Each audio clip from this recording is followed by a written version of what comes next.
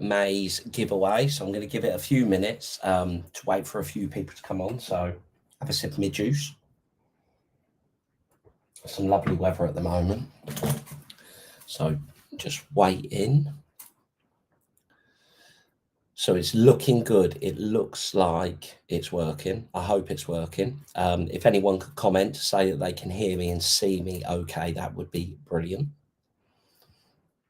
So I hope you've all had a lovely week. It's Friday, fishing the weekend.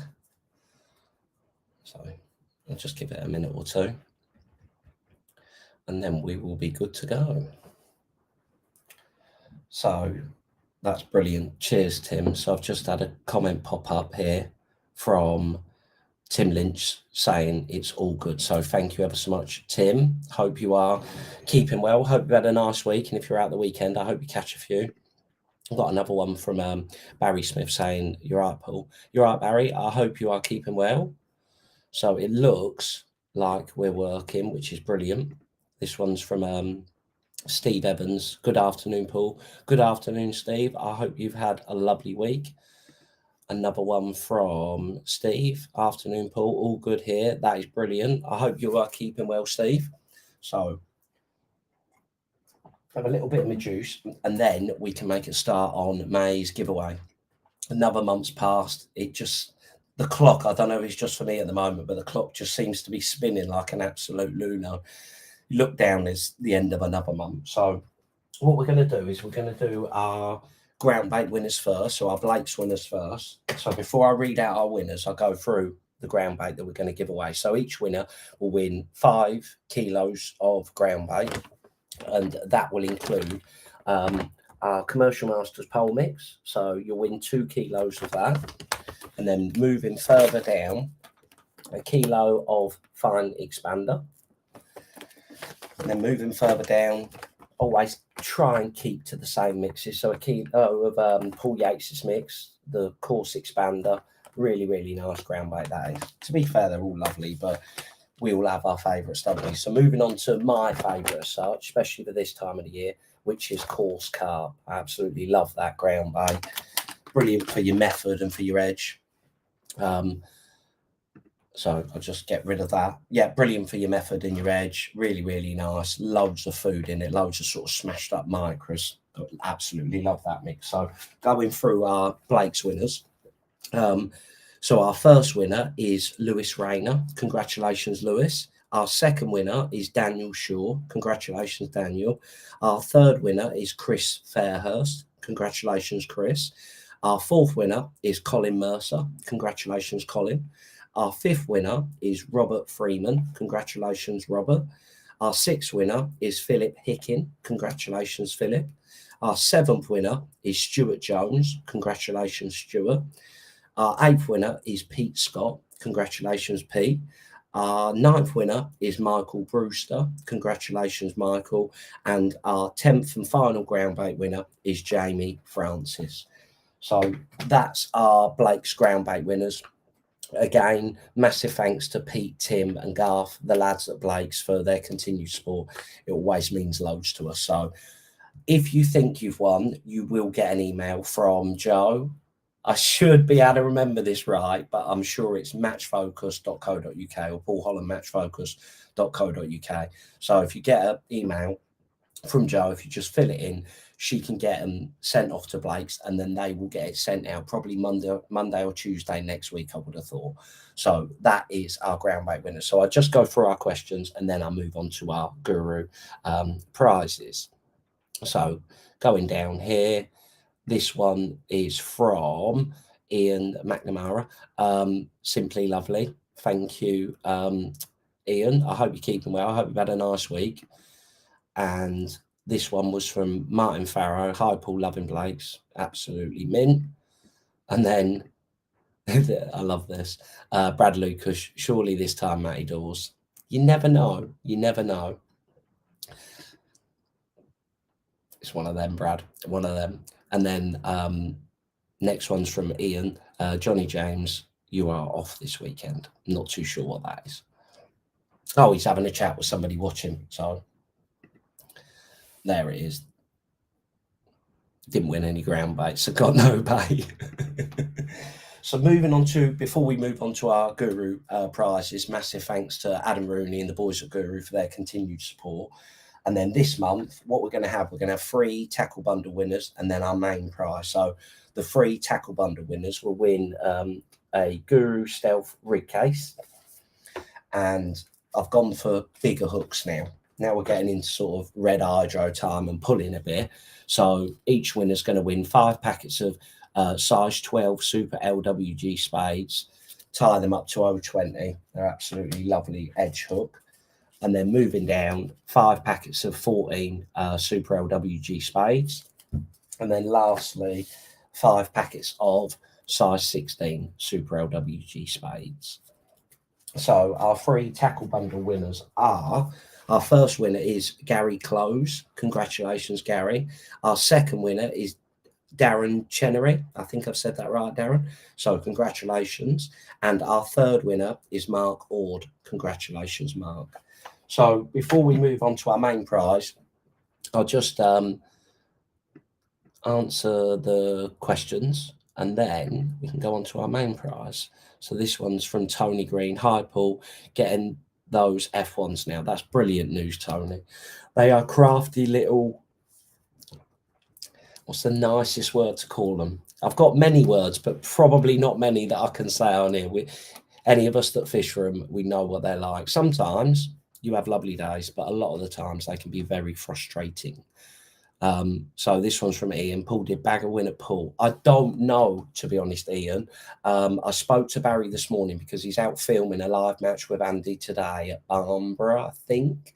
And I haven't had a chance to speak to him, to be honest, because I'm going away Monday. So it's trying to spend any extra few seconds that I can with Joe. And that's how it seems at the moment. I'm home for a few days, literally 3 or 4 days, and then I'm gone again for another 2 or 3 weeks. So I'm going away on Monday for 2 weeks because we've got the Pole Masters coming up as well. But no, I don't know, to be honest, but fingers crossed he did. And then our last one, this one's from Martin Bell. The dogs are coming with the grandkids. Now that you can send the dogs are fine, Martin. No kids, I couldn't be. Actually, you could send them. I just put my iPod on. Can't be dealing with kids. I haven't got the... You think with fishing, you'd have the patience of a saint, but with kids, I'm no good, to be honest. They take up too much, so I don't envy you. So moving on to our main prize winner this month.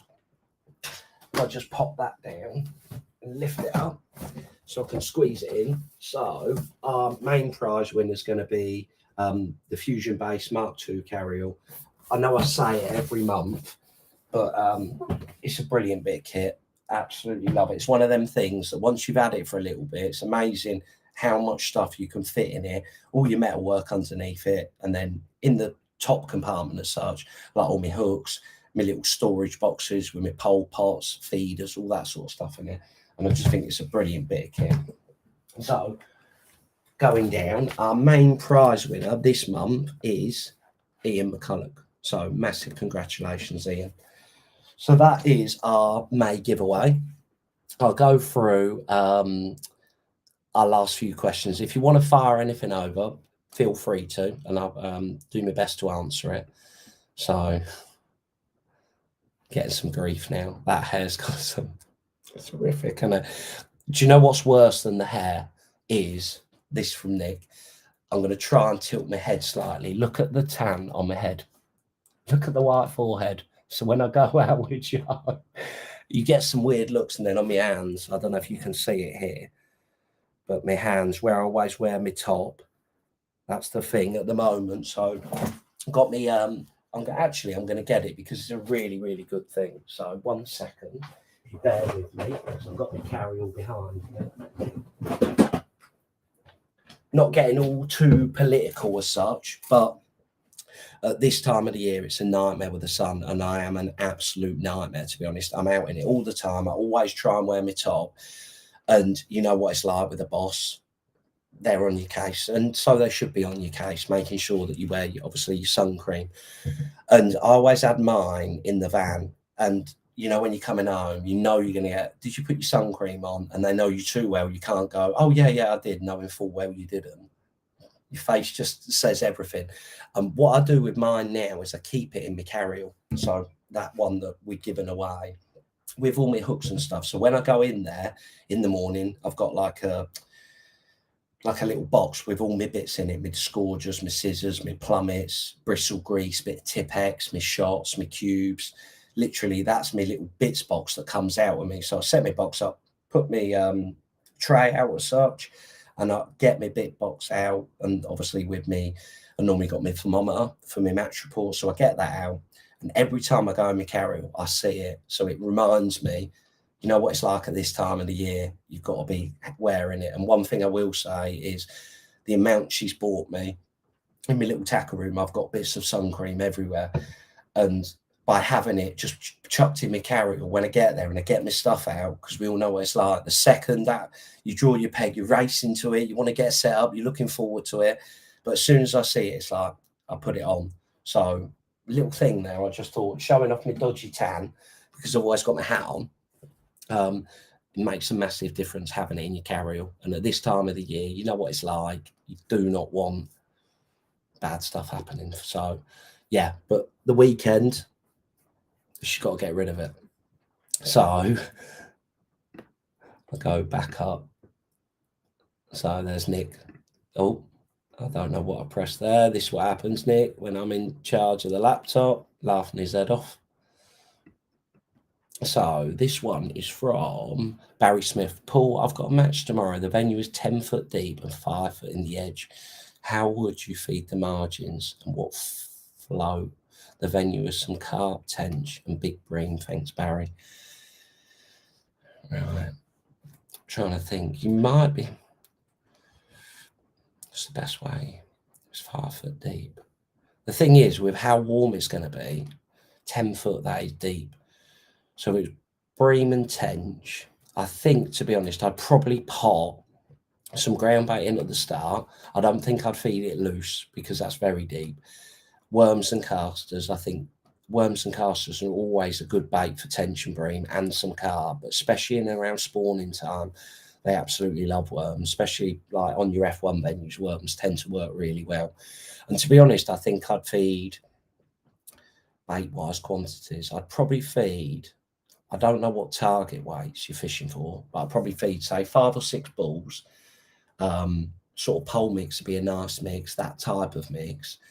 Mix it nice and damp, and then I'd probably add to my initial feed, I'm just trying to think, probably 250 ml of bait, so maybe 100 ml of finely chopped worms, not too fine, not like absolutely tiny bits, but some finely chopped worms to it, 150 ml of casters.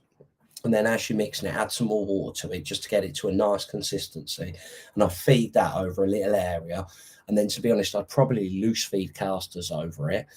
And what you've got to work out is, can you catch any bream skimmers off the bottom? Because I'm pretty sure you'll get an odd bite shallow. You might catch them deep shallow, so maybe not like 2-3 foot, but you might get some bites sort of 3.5 to 4.5 foot, just loose feeding a few casters with a bit of a worm on the hook. If that's no good, again, I don't know the venue that well. I don't know the venue. And I don't know what target weights you're fishing for.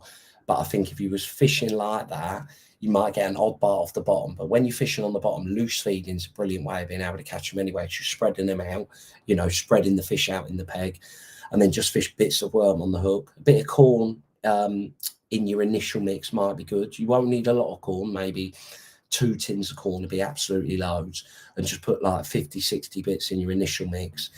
And then what you've got to work out is loose feeding better or is topping up better? That's how I would look at it. In the edges, 5 foot. Again, it depends on what weight you're fishing for. And I don't know the venue, because there's a place further down south from me. I'm trying to think of what it's called now, Lake John. And there's thousands of skimmers in there, and they catch really well on meat shallow. So again, depending on what sort of target weight, I think if I was fishing for, say, 40 pound, I think worms and casters is a brilliant way of being able to catch that. But if you're starting to fish for a bigger weight than that and meat's allowed, fishing meat, long and short, that could be very good. In the edges, I'm not too sure so much about the edges, Barry, to be honest. I'd probably more look to fish short. But saying that, it's spawning time, so the bream could be in the shallow water in the edge. So again, feed a bit of ground bait, throw a few casters on it, a bit of corn, worms, that type of bait. I think everything in the venue eats that. But if I finish this, if you just send me a message, give me a rough idea of the weights that you're fishing for, and if you're allowed meat, because meat can be an unbelievable bait. But I think I'd feed 3 lines, obviously in your edge, short, and then your long pole line. And then it's how do you start? So yeah, I'd probably still feed. I'd rather feed a little bit of bait to start with on my long pole line. You could start short, maybe feed a little ball initially, like a small ball with a few worms, a few casters in it. Feed that line first, then feed your long pole, and then maybe feed your edge and start short. But again, depending on the venue, you might be able to start off on a little feeder. That's what I would say. And then float wise, 10 foot, I'd probably be looking to use, I think in the edge, if it was 5 foot, a 4x16, and then depending on the wind, short maybe 1 gram, and then long probably 1.5 to 2 grams, because when you start getting above 8 foot, you need a proper rig and with a decent bristle on it as well. So hopefully that helps you, Barry. So I'll move on down, and then this from Steve Evans, once a day, brilliant sun lotion. Yeah, you've got to have it.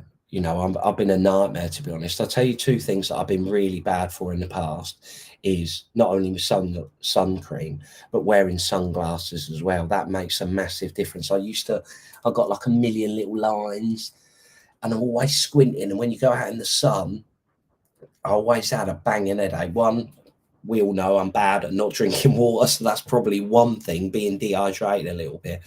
But when you're squinting all of the time in the bright sun, it doesn't help. And I always used to get really, really bad headaches, especially if I had a day where I've been concentrating a lot. So a good pair of sunglasses, massive, and obviously your sun cream, and get yourself a top. My top, Joe's sorting my stuff out for when I go away. So this one here, because again, I get a real bad arm. My mum's actually put this on for me. So that is actually a Guru thermal top sleeve for like a dead thin top. It's only a sort of a cheap one from like a sports shop, but having a good top like that definitely helps. I always get like real bad elbow. I don't know if you can see it on the actual camera, but this one here is dead flat, whereas this one's just got a massive lump on it, and it's just like tennis elbow overuse and it holding your pole all of the time. But yeah, having a good top, especially in the summertime, and then the reason that's on is just a bit of protection. I have got a Guru one, and will be bringing them out, and they are an absolute lifesaver. But having something, a bit more protection. I'm right-handed, so it's on my right arm.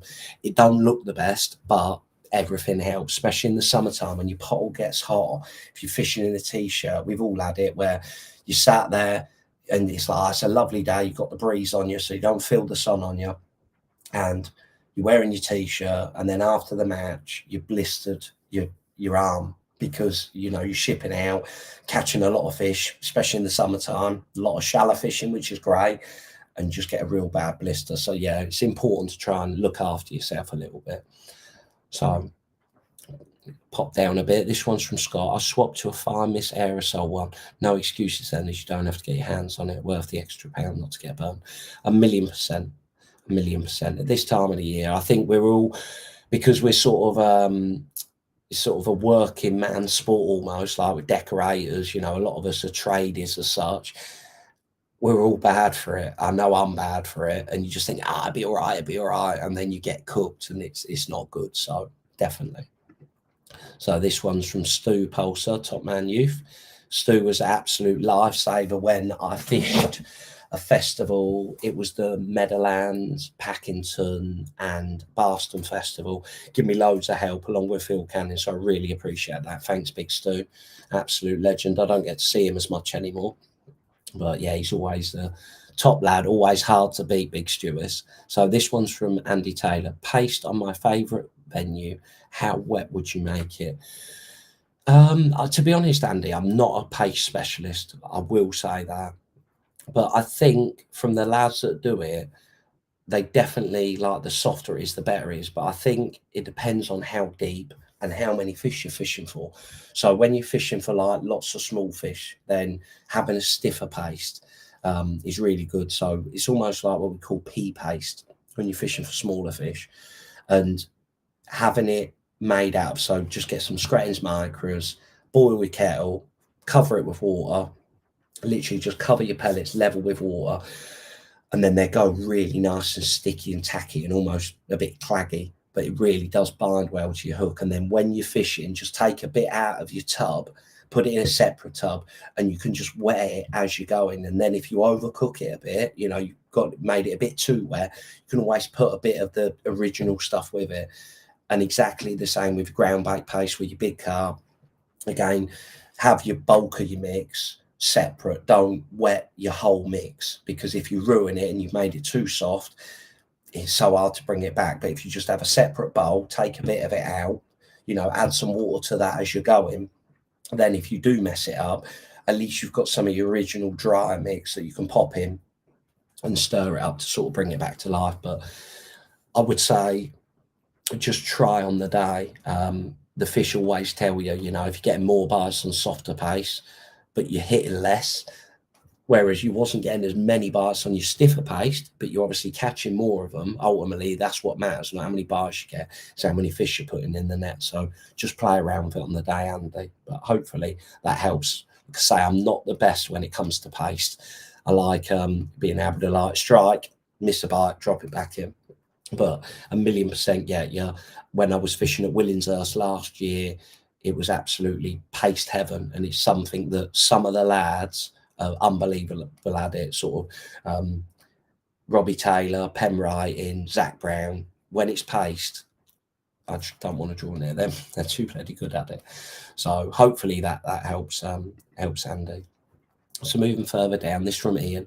Paul, what's your preferred elastic for short top kits, shallow fishing, please? So to be honest, Ian, through me Match Focus, I've always used Hydro. I've always gotten really well with it, but I understand back then, you know, we only had 4 or 5 top kits, whereas now, especially with F1s, and you got, well, especially me, I'm a bit over the top with it, and you've got so many short kits, and depending on what short kit you've got, so some of them are 6 foot, and with you, depending on where your puller is as well, you can't get 2 lengths of elastic to make 2 short kits. So cost wise, it is very expensive. And I would say personally, where I'm up to now with it, because I'm trying to find that compromise of what do I think is good enough, but on a budget as well, because I know how expensive it is, ridiculously expensive fishing. So at the moment, to be honest, up until I'm going to say white hydro, I think hydro, I haven't found a suitable hybrid elastic that I like that sort of powers up. But with white grey hydro, a really good compromise is 13 Preston 13 Duraslip, and it powers up really nicely. So that one's so nice because you get a bit of elastic when it's bagging. When you think I need white grey hydro, when it's proper bagging, that is unbelievable. And sort of Sam Slockett, Matty Dawes, Christian Jones, they all told me you need to be using this stuff when it's solid. Like when I went to Lindo more in July time, where it's just, you know, one a bung and they're all massive fish, that works really well because you get enough come out, but it works almost like a hollow. So what I found with the lighter grade hybrid elastic is it don't really do anything. So your elastic comes out and you're having to pull so much elastic out, and then when you come to net it feels like your hand line in it, like there's no stretch in it, it doesn't retract well enough. Whereas the 13, it retracts almost too much, to be honest. So one pull and you lift up and they just come straight up to the surface. So I found that in a short kit when you're bagging is absolutely brilliant.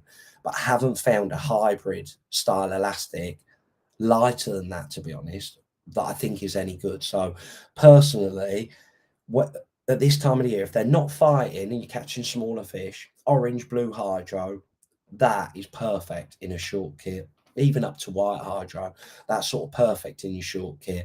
But when you're bagging and you're catching a boatload of fish, then have a go with that 13 Duraslip. That's really, really nice. But I know that some other companies have brought the hybrid elastic out, and I will be trying them purely because I want to be able to say, you know, this is a suitable replacement for what I'm using, because I totally understand when you've got sort of 10 short kits, if you can only get one length of elastic for one short kit, it adds up to a lot of money. So that's what I would say at the moment. I'm settled on sort of orange blue hydro, and then when it's bagging time, I use that 13 Duraslip. So hopefully, Ian, that helps.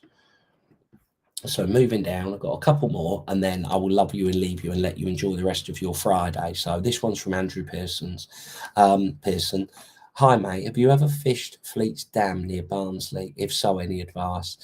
I haven't, Andrew, to be honest. I'm just going to move these bags a second. I'm just going to rust. And I don't want it to mess up the sound. I haven't, but what I would say is if you message Matt Godfrey, he would definitely be able to help you. That's the only person I can think of the top of my head that would know a bit about it. And if he didn't know, he would definitely know someone that sort of knows a lot about that. So send Matt Godfrey a message, Andrew, and he will definitely help you out. He's a superstar, man. So moving on, this one's from Paul. Hi, Paul. What are the small hair rig attachments you use for fishing paste shallow, please? So they're actually underneath my laptop, propping my laptop up. But they were made by Corum, and they were called a paste cage. And they're quite long. I think they'd be really difficult to get hold of now, to be honest, Paul. But they were quite long. And basically what I've done is just cut them down. And they're really nice because I don't know. Let me see. Give me 1 second, lads. Let me show you on this, because I've got some hook left. So they'll probably be at the bottom of my carry-on.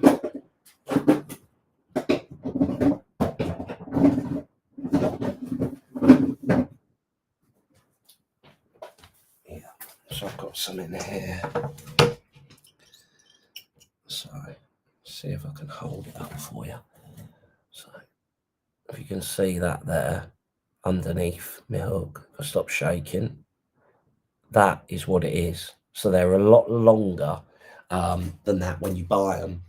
And basically, I just cut them down. And what's really nice with that is because they're quite tough as well, when you're using a real fine mesh landing net, they don't get caught, but it's enough to be able to grip your little blob of paste around it. And I had them from years ago when me and Pem used to fish paste on a method feeder. But I know I'm 99.9% sure they're discontinued now. When I've done my little paste mini session with paste video, fishing paste shallow, a lot of people watched it and then messaged me, I can't find them, and I'm sure they're discontinued now, but they were made by Corum and they were longer than what they are. So it'd be difficult to get hold of, Paul. I'll be totally honest with you. So if you find any, they'd be like gold dust. Keep them. So moving on, hopefully, Paul, that helps. This one's from Alex Walker. Afternoon, Paul. Barston Bowl tomorrow. How's best to target those skimmers on the pole if you can't catch carp slapping? Good to see you doing well in Match Focus. Thank you ever so much, Alex. Yeah, it's going really, really good. To be honest, I don't go there a lot. I'll be brutally honest. When I went there and fished the festival, I drew a good peg, 18. And I caught a few on a waggler early doors, and then I needed to spend more time slapping like your full 16 meters, loose feeding. 6 mils was good, and 8 mil bigger coppins was definitely better than a smaller hook bait. So normally when I'm fishing for carp and I'm feeding 6 mils, and 8 mil scratins has always been best for me. But I'll be totally honest, as soon as I started to put a bigger pellet on to make a bit more noise, it was 1,000 times better than using a smaller 8mm. So an 8mm coppins on the hook and a big one as well, and it was the same on a waggler. So definitely try that. Depth-wise on the pole, between 16 and 18 inch deep, with no shot down the line, just a bit of shot underneath your float. And then it's working out the right length. So you don't want a too long a line that's awkward to slap, but likewise, you don't want it too short. And I actually measured my rig afterwards, and it was 4 foot in total length. So from the hook to the elastic, it was 4 foot. And I found that a real nice compromise, that I had a long enough line that I could slap my pole easily and keep my rig still, with a long enough line compromised to be able to get it away from the fish. And likewise, it weren't too short, but I could control it. So that's one thing, like measure your rig after you've done it, and you'll find the optimum of what was best for you. Again, I don't go there a lot, to be honest. So with the skimmers on the pole, I'd probably say meat. So the thing is with meat, like 6mm meat, 5 or 6mm meat, you want to be catching these. Whereas if you fish sort of micros and expanders or maggots, I don't know how many of these you'd catch, to be honest. But again, with the temperature, when I was there, I drew 18. It was the last day, and basically I fished a waggler, caught a few, and then I could not get a bar. Couldn't get a bar on the pole, couldn't get a bar on the bomb. And I thought, I'll fish my little method with some ground bait, a few micros around it. I chuck that out with a tiny little boilie. I get bites from skimmers. I never had a bite on it. So in certain areas, I don't know how many skimmers you'll actually catch, but personally, if I was going there, I'd probably loose feed meat at sort of 11 meters and then fish with 16-meter line, slap him, and then obviously loose feed me 8mm for a bomb stroke method, stroke waggler, whatever you think's best. But that'd be how I would look to do it, to be honest. But I'm not an expert, you know. Before I fished this match, the last time I actually went to Pearson and fished a match, we filmed a live match, and I think it was, it's the one that we actually put on YouTube. So I don't go there a lot. You'd probably know a little bit more than me, but I would say I'd go with meat, because if I went in on it, I still feel like I could catch a good way, and you've got a better chance catching an odd big bream on it, a big F1, you know, and some carp as well, and especially them little stocky carp. So I'd probably fish meat if it was me, Alex. But best of luck, obviously. I hope you catch a few. And then moving down, this from Bob Wild. Hi, Paul, you going to the Lindome Festival? To be honest, Bob, I'm not. It was my favourite festival. And at the end of the day, I've said it on me on the lives that we've done. Whenever I've been to Lindome, it's a brilliant venue. I absolutely love it. It's solid. The people are lovely. There's no daft rules. And when I went there in July, it was literally trying to catch £200 every day. I really enjoyed it. And I understand that Aaron's got to do, at the end of the day, it's his lakes, it's his rules. He's got to do best for what he thinks for, you know, his local anglers, the people that are there all of the time. So because he banned casters, again, when I go fishing, you know, like some people, they go fishing and good, bad, or indifferent, they go out and get hammered every night, you know, go out for a meal every night. I'm only going there for the fishing. I'm not going to drink. I want to go there and do well, basically. I'm going for the fishing. So I would just, if I went there and I get really frustrated with rules, because I know if I could fish a certain way, I'd be able to catch more. And I know if I went there and fished with maggots and pellets, it's not as good as casters. So unfortunately, Bob, I'm not going for that reason, to be honest. But at the end of the day, it's Aaron's venue, and he's got to do right by his anglers. And I 100% get that, you know. I go there once a year. So trying to please me is irrelevant. You know, I wouldn't do it either. It's his venue. It's got his rules, and there's a million other venues up and down the country. Some that I go to for the biggest reason is I don't like daft rules, and if I go there, I like the rules. I go fishing. That's what's nice about the style of fishing we do. We've got a million venues. You know, if you like the venue, you like the people, you like the rules, you go there. You know, if there's something, the way I see it, if there's something that I don't particularly like, I'm not going to cry about it. I'll just choose not to go. So hopefully in the future it'll change, Bob. But until it does. Unfortunately, no, I won't be going. So this one's from Carl. Top man, hope you're good. Yes, brilliant here, Carl. I hope you're good too. Moving down, this one's from mine. Hi, Paul. Do you fish any of the fish shows to try for that 50 grand final? I'd done a few last year, and again, just touching on what we was on about with the venue. Some people, they absolutely love it. They live for it. I'm not like that. I get too, what's the right word for it? I can't go draw a peg and think I've drawn rubbish today, drawn rubbish, drawn rubbish, drawn rubbish, drawn rubbish. But on the 10th, 12th time I go, draw well, win, and it's all good. I'm not built like that. I prefer, to be honest, fishing festivals where every day has to count. You know, on a 5-day festival or 3-day festival, you could win the match. On a 2-day festival, 2 of the days, and on the last day, if you come last, you're not winning the festival. Again, with a 5-day festival, it rewards you for your ability to do well in your section, in your area. So you haven't got to draw the best peg every time to win. And that's just what I found. And I think it's the location of where I live. You know, if I lived in the Midlands and I could go and then go back home, it wouldn't be too bad. But most of the venues where the qualifiers are, it's always a long way from home. And with doing, you know, match focus, mid festivals and everything else, you can't do it all. And you just got to pick the ones that suit you. And I've said it before, I've said it on the podcast. At the end of the day, you go fishing for you, full stop. You know, that's the only reason you go. And I know what I'm like, my personality. If I'm really looking forward to going somewhere, a bit like the festival that we just done, that 3 days at Meadowlands, a day at Packington, and a day at Barston. Leading up to that, I was struggling to sleep, thinking, oh, have I got my wackler rod sorted? Have I got this? Have I got that? I'm so excited, looking forward to it. Bearing in mind, I'm going out all of the time. I know when I'm like that, I'm doing the style of fishing that I need to be doing, that I'm enjoying.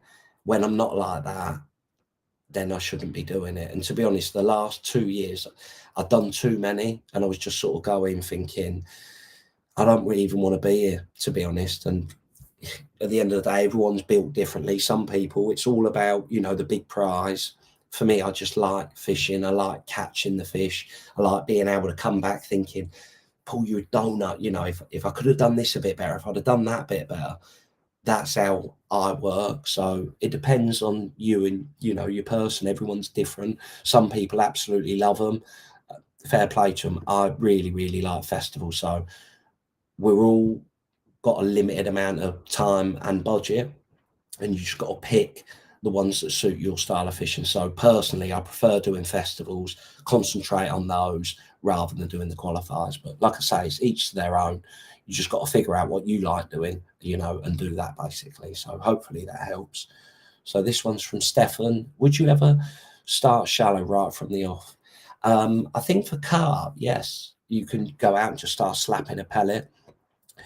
But personally, for F1s, I'd much rather prime it for a little bit, because I feel like with F1s, it's different when you're fishing shallow to cover, because the fish are under the cover. So you don't have to prime it for very long. You don't have to gather them in your peg because they're already sat underneath the cover. Just fire in a few casters or live maggots to the cover. You might only have to do it for 10 minutes and then you can go shallow. But normally when I'm fishing in open water, I do like to prime it.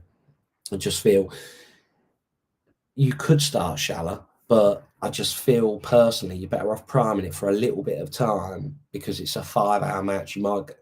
I just think it's better once you've primed it. The hardest bit is working out how long do you prime it for. But again, that comes down to the venue. But I would say for carp, no, you can go out and be mugging them. You don't have to feed a lot. And with carp, I never feel like you're almost gathering them in your peg. There's only a few venues like Todburn Manor, which is absolutely lifting, where they'll actually sit in your peg and eat. Sort of Barston was a prime example. Early on, you're just trying to mug an odd one, and then late on, they might come in your bait and start intercepting the feed, especially when there's some F1s there. But that's how I would look at it, Stefan. For carp, not really. You don't have to prime it. But for F1s, definitely. It's just working out how long do you have to prime it. So I hope that helps. So moving down, this one's from Mark. Hi, Paul. Hope you're well. Really, really good, Mark. I hope you're keeping well. I hope you have a lovely weekend. This is from my good friend Matthew, you little rat bag. Have I won again? Surely. No, you never won, Matt, unfortunately. Just like me, we're not very lucky, are we? It's almost good. So, what is it Sam would say to you, Matty? Needed that. You needed that. This from Stefan. Would you ever start shallow for carb right from the off? So I think I'm sure I've done that one. Yes, from carb, definitely. Yeah, you can just go out and be slapping your rig, Stefan. So this one's from Phil. Hi, Paul. What's your go-to hook for fishing banded caster shallow? A Super LWG I'd 16 if I was just going to fish banded casters. Maggots and bits of worm, the same hook, just a spade version. But I would say 014, 013, that sort of diameter hook length, and a 16 Super LWG I'd if you're banding it, and spade if you're going to straight hook it or straight hook your band. There's another little one. Just can't help himself. I hope you're keeping well, you little rat bag. He always gives me a rake of grief. That's the one good thing I'm looking forward to this winter. I get to see him a little bit more. If I'm not dyeing my hair. It's not as white as yours, is it? Grey tinge, silver fox. Absolutely love him to death. Always gives me a load of grief. So this is a perfect one to end on. This from Johnny Brown giving Danny Griffin a load of grief that they do every single month. He's won again. So I think that is the perfect time to end. So he loves me really, top lad. So yes, that is this May's giveaway. If you're out the weekend, best of luck, and I will catch up with you all next time we're out on the bank. See you soon.